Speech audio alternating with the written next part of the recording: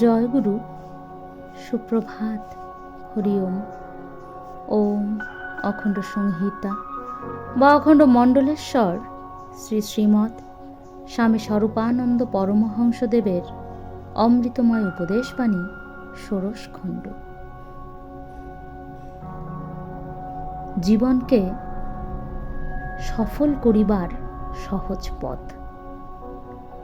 খুলনা জেলা অন্তর্গত সাতক্ষীরা নিবাসী জনৈক পত্রলেখকের পত্রের উত্তরে শ্রী শ্রী বাবামুনি লিখিলেন, বুদ্ধিমান ব্যক্তি 10 দিকে চোখ রাখিয়া পথ চলেন, সাধনশীল ব্যক্তি শুধু একটি দিকে দৃষ্টি রাখিয়া পথ চলেন।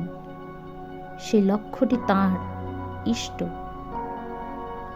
ইষ্টে মনকে একান্তভাবে নিবেশিত করিবার ফলে তাঁর হাত, পা, চোখ, মুখ, নাক, কান যেখানে যাহা করিবার ঈশ্বর নির্দেশে আপনা আপনি তাহা করে।